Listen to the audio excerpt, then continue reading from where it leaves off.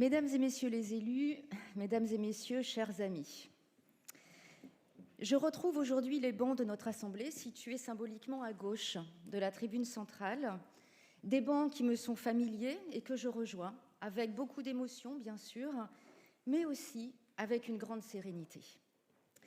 Une sérénité que je dois à l'honneur pour moi de siéger ici, d'abord, et puis de siéger aux côtés des élus de Lyon en commun, qui depuis bientôt 4 ans travaillent au service de leur délégation comme au service de leur ville. Un travail auquel ils se dévouent sans relâche.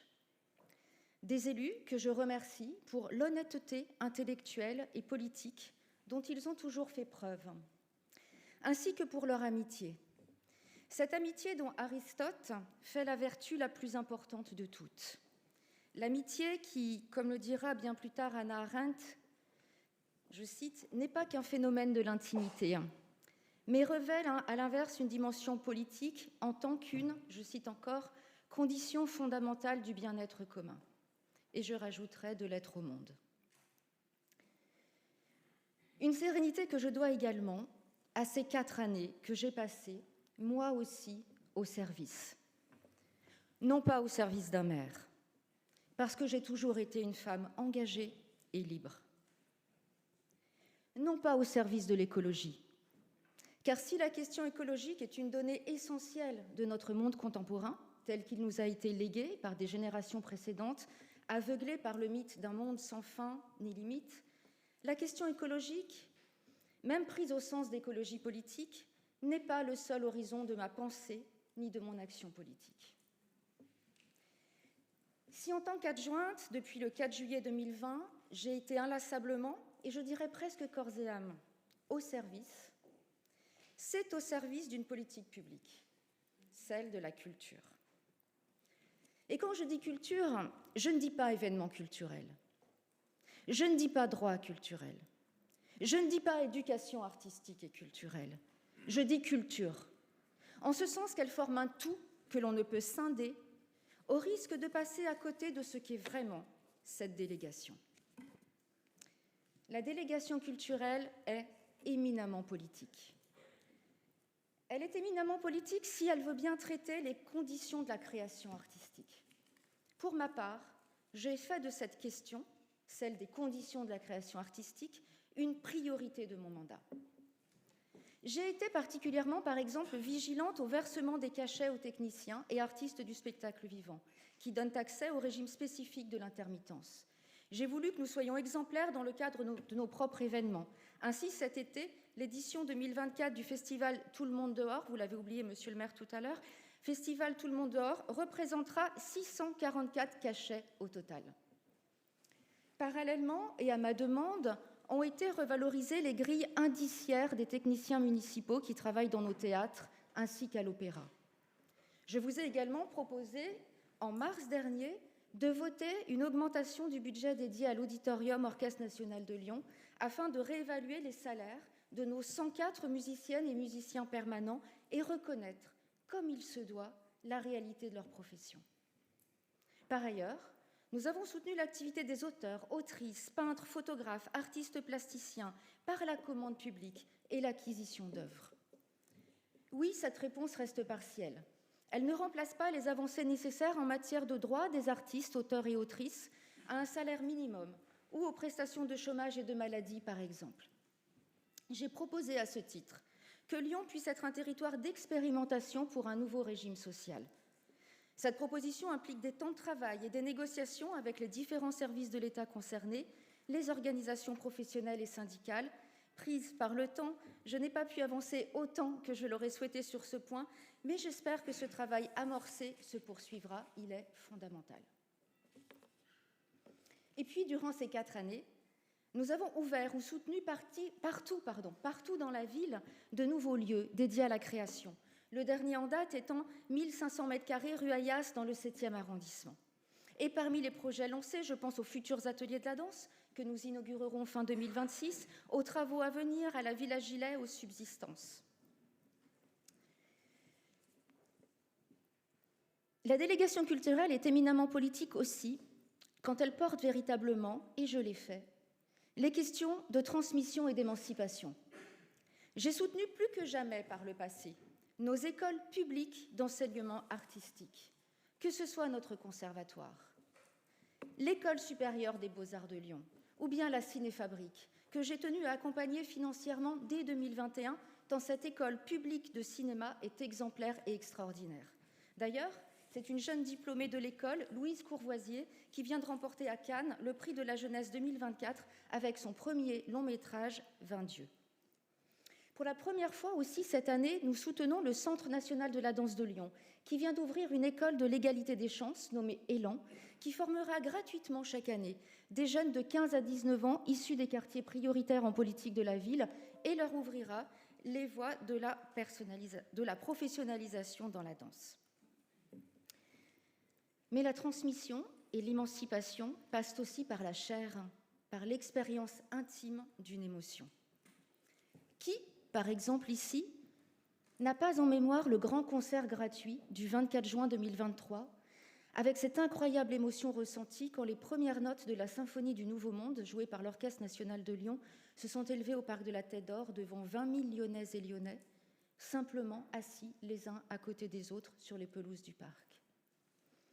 Comment ne pas garder en mémoire l'émotion des dizaines de milliers de jeunes gens lors de la venue de Tim Burton, notre Grand Prix Lumière 2022, ou l'émotion des Lyonnaises et des Lyonnais à l'occasion de la réouverture du musée Guimet pour la Biennale d'art contemporain.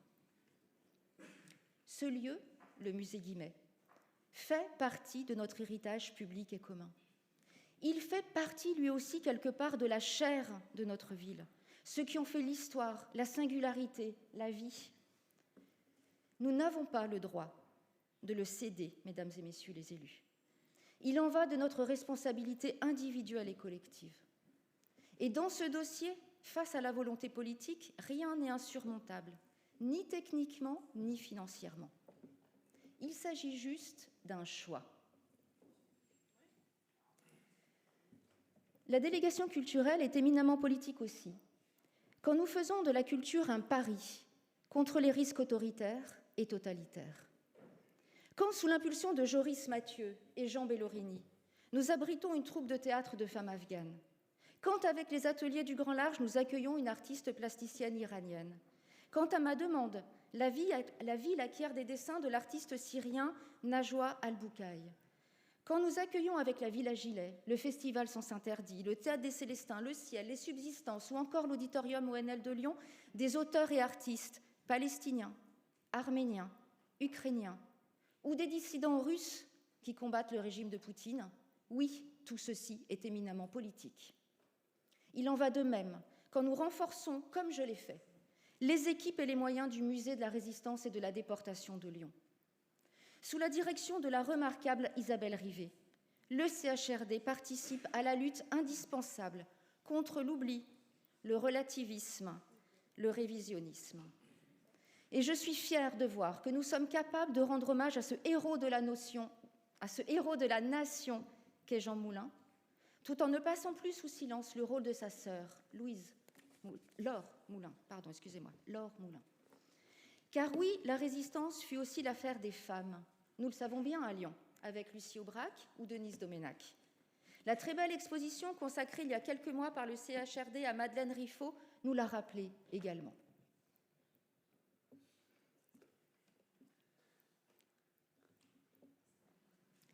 Il est politique aussi d'agir pour l'égalité entre les femmes et les hommes dans le domaine de la culture. Nous avons inscrit l'objectif de la parité réelle dans notre charte de coopération culturelle. Et j'observe avec beaucoup de bonheur que ce travail porte ses fruits, puisque l'Opéra de Lyon, par exemple, proposera une saison 2024-25 totalement paritaire, avec autant d'opéras mis en scène par des femmes que par des hommes. De même, je suis heureuse d'avoir accompagné l'association HF+, dans son travail de plaidoyer pour l'égalité femmes-hommes, mais aussi dans la mise en place d'une permanence d'accueil, d'écoute et d'orientation ouverte à toute personne victime ou témoin de violences sexuelles, sexistes et de genre dans les arts et la culture. Pour cela, nous avons multiplié par 4 notre soutien à HF. La politique, ce sont des actes. De même, il est politique de penser qu'un directeur d'établissement qui atteint 67 ans, soit l'âge de la retraite, et dont le contrat à durée déterminée arrive à échéance, doit pouvoir laisser calmement son poste et surtout avoir eu la responsabilité de préparer sa succession. Il est politique aussi de penser et faire autrement.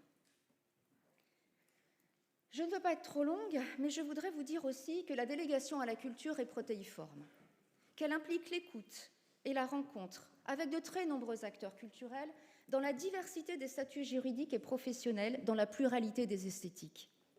Des rencontres que j'ai d'abord faites dans notre ville et notre métropole, bien sûr, mais aussi en France et en Europe. Je pense à mes déplacements en train, à Metz, Avignon, Rouen, Aix-en-Provence, Lille, Clermont-Ferrand, Marseille, Arles, Paris, Barcelone, Milan, Turin, Berlin. Je pense à toutes les rencontres qui étaient à venir aussi. Pour toutes ces rencontres, pour tous ces échanges passionnants et passionnés, je veux dire merci. Et d'abord merci à tous les artistes, à tous les auteurs et autrices, à toutes les équipes salariées comme bénévoles qui font vivre les lieux culturels comme les festivals. Merci à toutes les personnes engagées pour les arts et la culture que j'ai eu le bonheur de rencontrer, d'écouter, de regarder. Merci de m'avoir nourri intellectuellement, artistiquement, émotionnellement. Je vous assure de mon amour et de ma gratitude. Merci aussi du fond du cœur aux Lyonnaises et Lyonnais, notamment celles et ceux qui ont exprimé leur soutien aux artistes pendant la crise Covid, celles et ceux qui sont revenus très vite dans les salles de spectacle, les salles de cinéma, les musées, les festivals. Merci bien sûr aux directions, services et équipes de la ville de Lyon avec lesquelles j'ai eu le plaisir de travailler. La Direction générale des services, la Direction des affaires culturelles, la Direction événements et animations, l'ensemble des agents de notre ville avec qui j'ai pu travailler, tous services confondus, l'ensemble des équipes qui font vivre nos musées, nos archives, notre service archéologique, nos 16 bibliothèques municipales, le Théâtre des Célestins et l'Auditorium Orchestre National de Lyon, tous deux régies directes de la ville, l'École nationale des beaux-arts et la Halle Tony Garnier de EPCC que j'ai présidée. Partout, j'ai rencontré des femmes et des hommes dévoués à un service public de la culture, passionnés par leur métier, leur discipline, leurs esthétiques, leurs recherches, fiers de donner le meilleur d'eux-mêmes au public, aux Lyonnais et Lyonnaises, voulant leur offrir l'inattendu, comme le confiait encore récemment Pierre-Yves Lenoir, le directeur du Théâtre des Célestins, voulant créer la surprise, comme me l'a si souvent dit Joseph Beltante, le directeur du musée de l'imprimerie et de la communication graphique.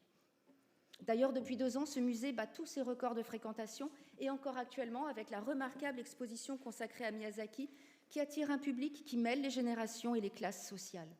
Un musée de l'imprimerie qui va bientôt connaître d'importants travaux de réhabilitation avant de changer de nom, mais ça, je le garde pour moi pour l'instant.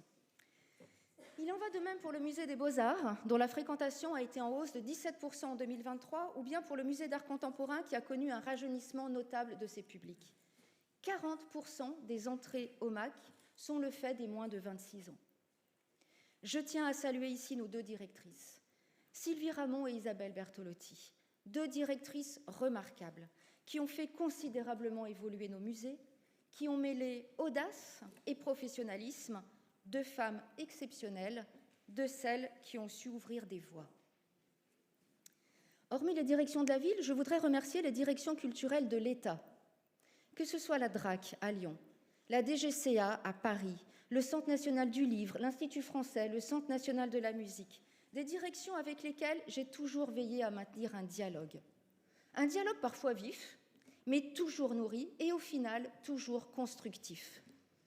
Il se prépare des coupes sombres de la part du gouvernement dans le secteur culturel. Cela a été annoncé, déjà en partie vérifié. D'où la nécessité de rester en lien pour bien expliquer l'engagement constant de notre ville en faveur de la culture et inciter l'État à ne pas lâcher. Le ministère de la Culture nous avait suivis en 2023 dans la hausse des subventions à la Villa Gilet suite au départ de la région.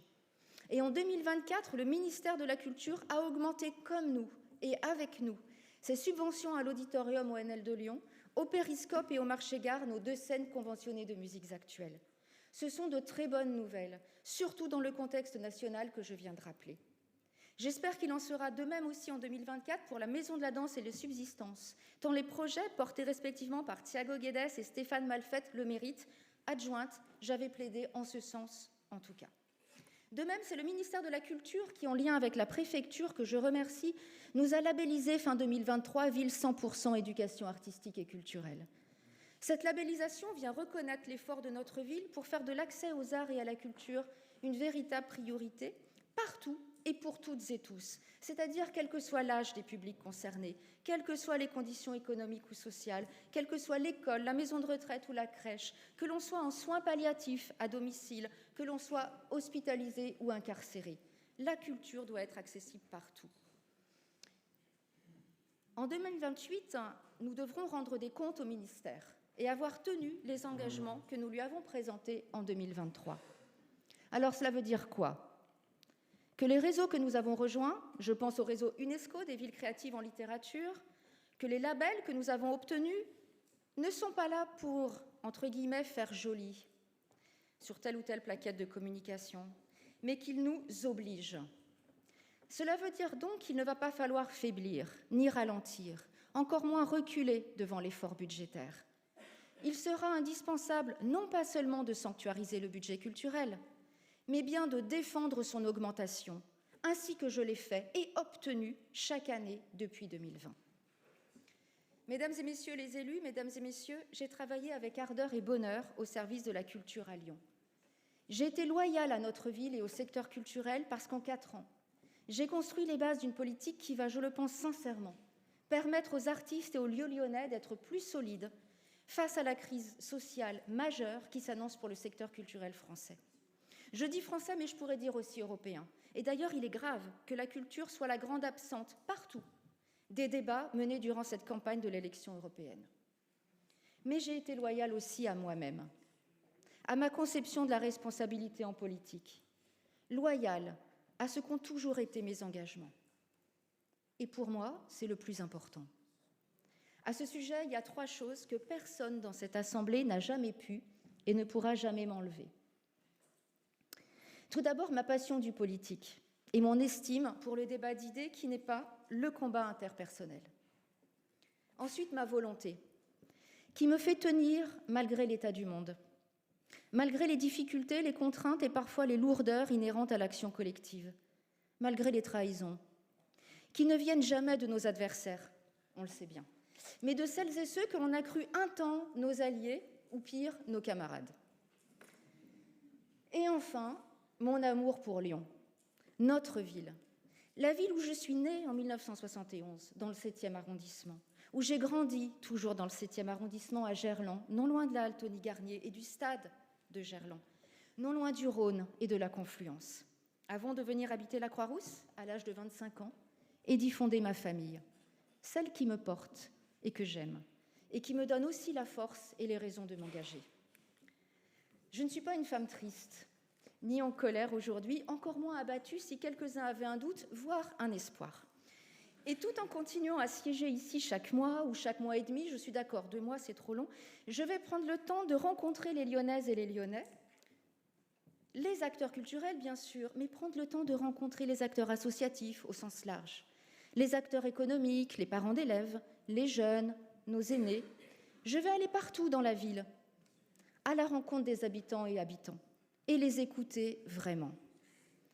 Les Lyonnaises et Lyonnais doivent savoir qu'ils pourront compter sur moi pour les représenter et porter leur voix dans cette Assemblée jusqu'en 2026 et au-delà. Je vous remercie de votre attention.